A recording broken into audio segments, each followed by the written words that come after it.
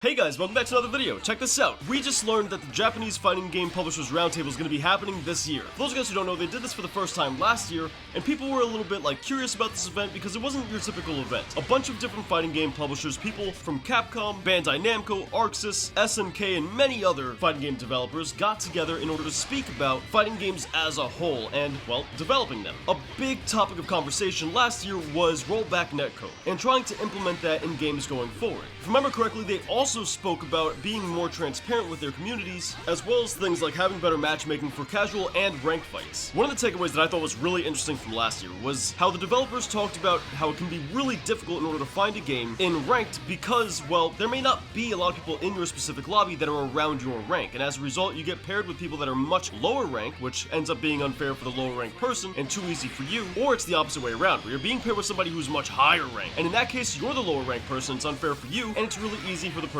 higher rank. They figured this was unfair and they wanted to implement some kind of training partner, some kind of computer-controlled fighter that would fill in those gaps, allowing you to jump the ranks up to those higher ranks. That way you can play with the rest of those people. And this computer would adapt and learn and be at the adequate skill level of your specific rank. Now, obviously, this hasn't taken effect just as of yet, but I want to see if they speak more about it in this event. Now, last year we also got a few announcements that came out of this event, so this is going to be an event that you want to keep your eye on because who knows, we might see something for Dragon Ball FighterZ or a different game that you may enjoy. Now, I gotta be clear, because we do a lot of Dragon Ball FighterZ here, I gotta let you know, nothing is confirmed specifically for Dragon Ball FighterZ as of yet. All that we know is they will be represented in this event, as Arc System Works is there. And they're also there for Guilty Gear as well. So if you want to go ahead and check out this event, I highly recommend you do. It's going to be translated into English. They're going to have some translators during this whole thing so you can watch it live and still understand what it is you're looking at. And the event's going to be taking place this February 20th, 9 p.m. Pacific Standard Time, and February 21st, 12 a.m. Eastern Time. You should be able to see the times on your screen now. I'll go ahead and link a time zone converter for anybody who doesn't live in these three time zones. That way you can figure out when this is happening in your area. So be sure to check that out. Now, it is very possible because this event is happening this month, there's a slight possibility we might see or hear something about Gogeta, the next DLC character for Dragon Ball FighterZ. We also might hear something about a Season 4 or Dragon Ball FighterZ 2, since this kind of event is more so based around where they want to take the game in the future.